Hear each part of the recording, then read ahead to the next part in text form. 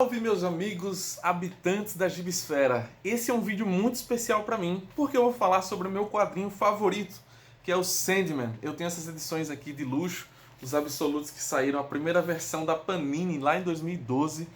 Então eu li a primeira vez naquela época e sou absolutamente fissurado desde então. Neil Gaiman para mim é o meu escritor favorito, enfim. E eu quero fazer uma correlação, aqueles vídeos de muito conteúdo legal aqui para vocês, com esse livro que também é um dos meus favoritos da vida, de não ficção, que é o Sapiens, escrito pelo historiador israelense Yuval Noah Harari. Aqui o Yuval ele vai fazer uma viagem pela história dos Sapiens, desde o início das primeiras espécies humanas, que sim, havia mais de uma espécie humana, né? Para quem estudou biologia, estudou história lá na escola, sabe disso. Havia o Homo erectus, o Neandertal, enfim, diversos outros. E eles concorreram entre si. Mas por que é que o Sapiens conseguiu se sobressair diante das outras espécies e dominar o mundo como nós conhecemos hoje? Por que que o Sapiens é uma espécie que domina, por exemplo, um tubarão, que é muito mais forte, muito mais assassino, mortífero, domina os leões, domina animais gigantes, domina uma montanha, destrói montanhas, eleva montanhas, consegue fazer construções faraônicas como as pirâmides?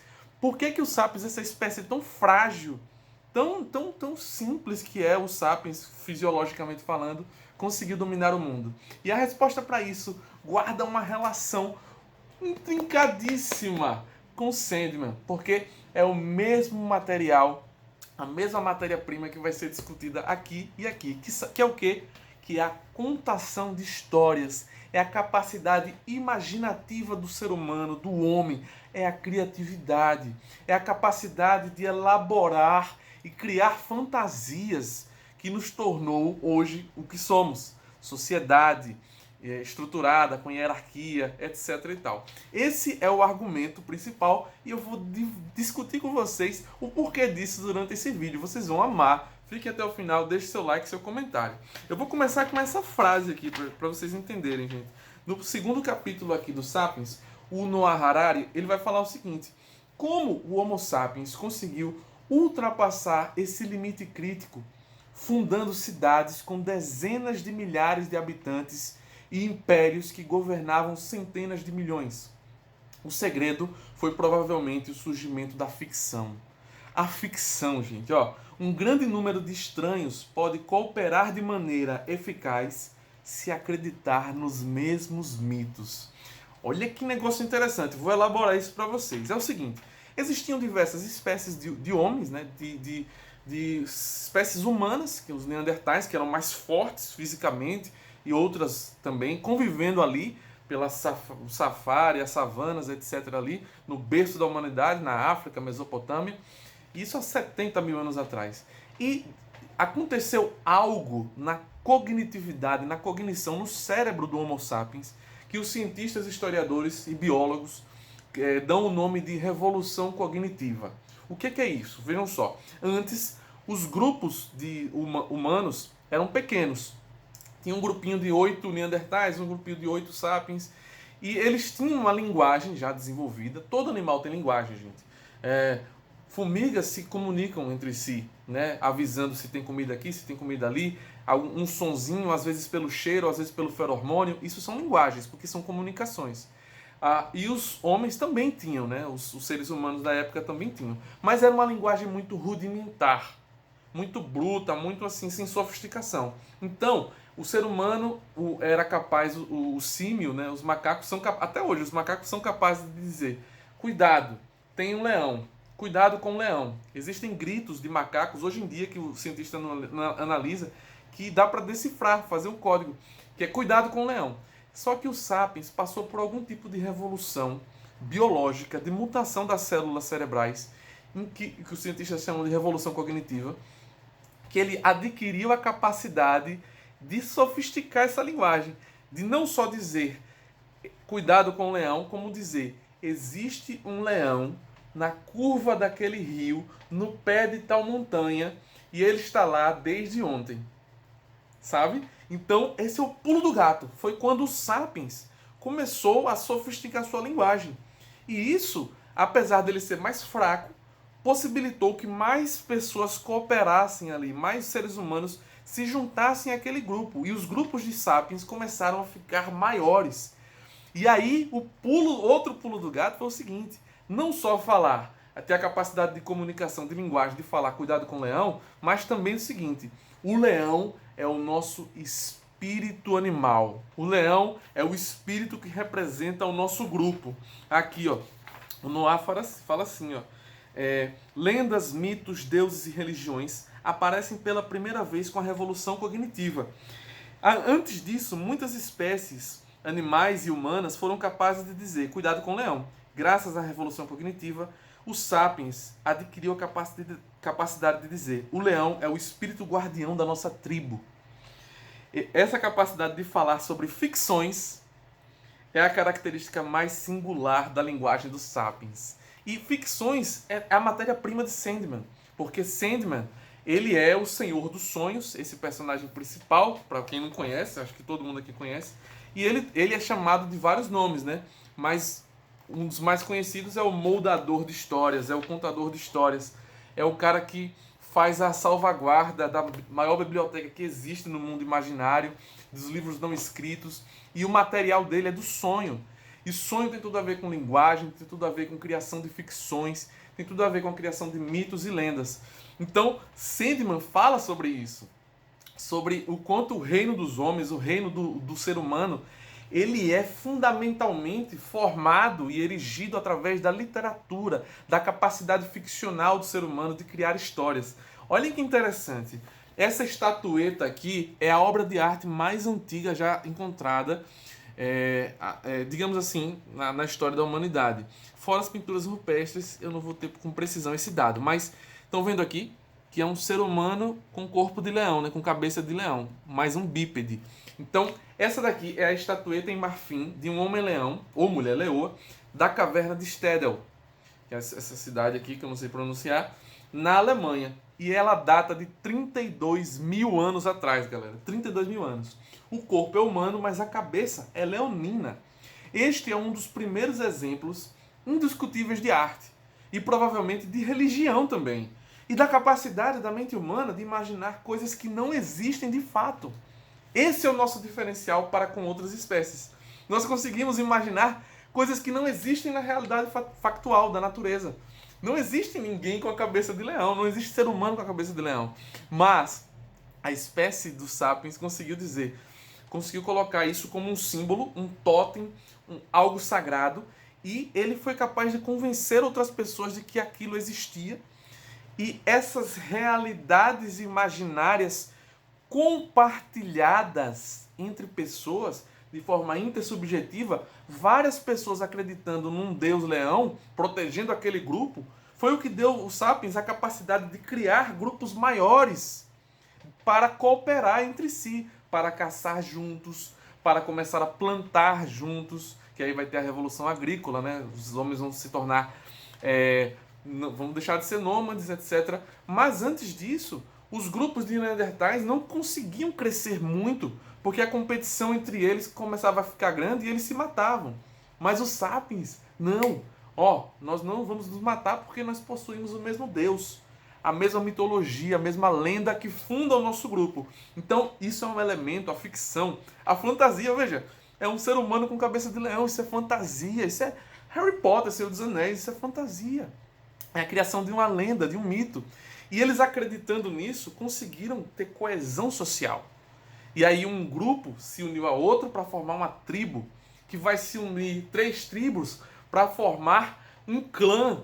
E 2 clãs, 4 clãs formam um gen, né? Uma cidade.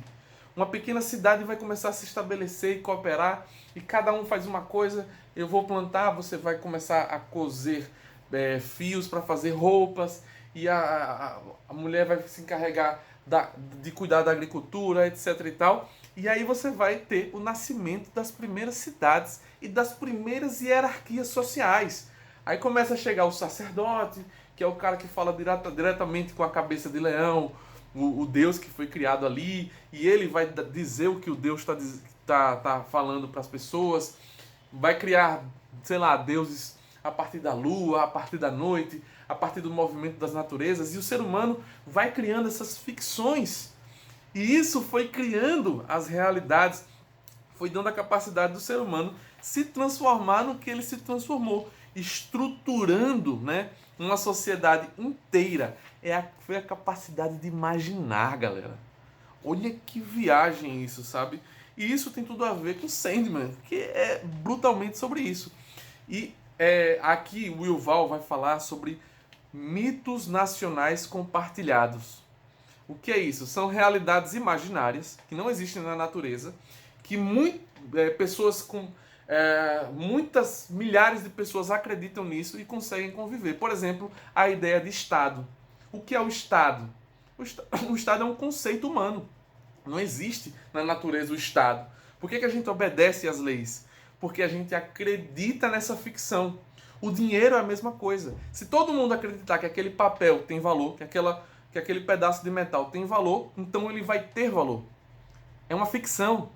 Não existe na natureza dinheiro.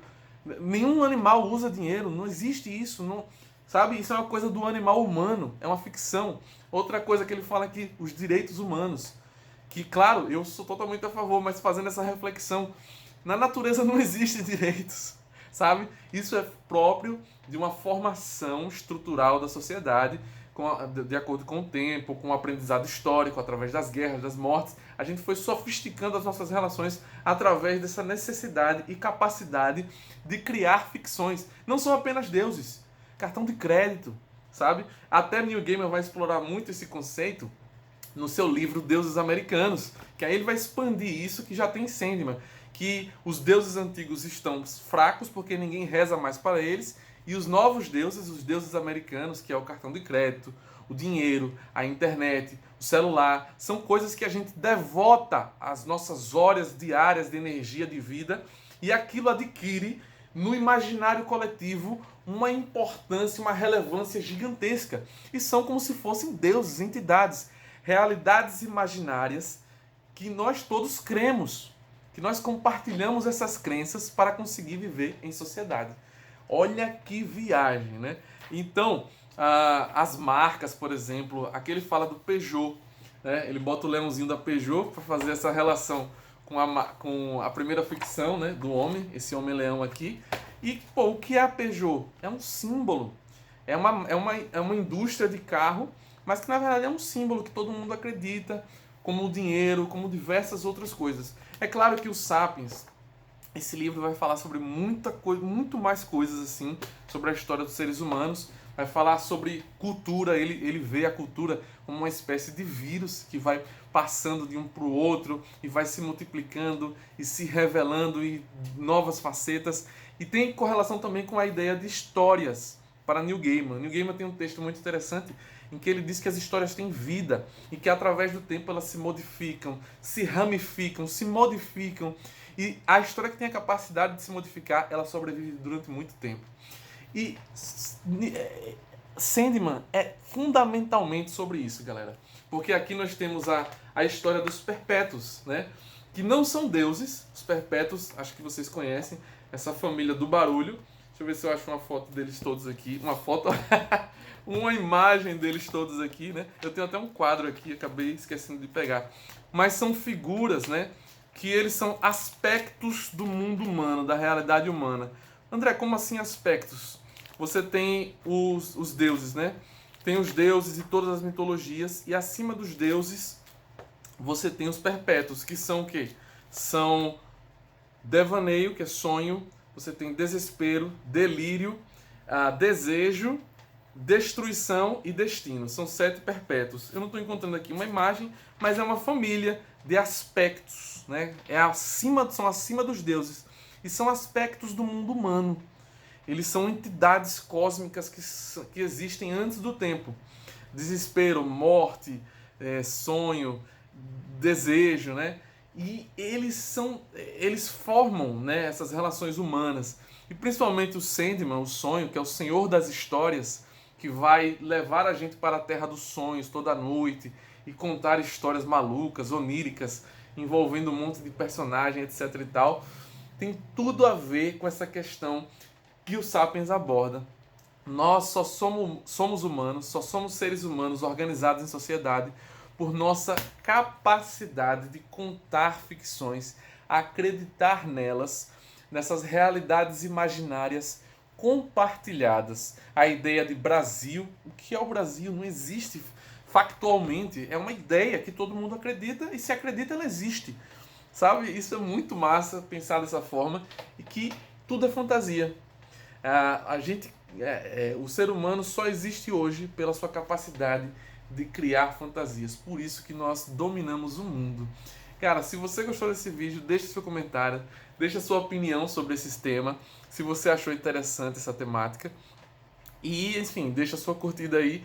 Espero que você tenha se interessado em ler Sandman, mas também em ler Sapiens. É realmente um livro que pode mudar a sua forma de ver o mundo, de ver a vida. E outras obras de Neil Gaiman também vão ter essa pegada de acreditar em realidades, em mitos, em lendas, e o que isso significa para nós como seres humanos em sociedade. Isso vai ser discutido também muito em 1984, em Fahrenheit 451, em Laranja Mecânica, que são distopias em que você retira essa parte onírica da coisa, do ser humano, da literatura. Você proíbe a literatura, você proíbe a possibilidade das pessoas criarem, e isso vai desembocar em quê? Em sistemas autoritários, totalitários. Dá até para fazer um outro vídeo sobre isso. Por esse vídeo é só. Deixe seu like e até a próxima!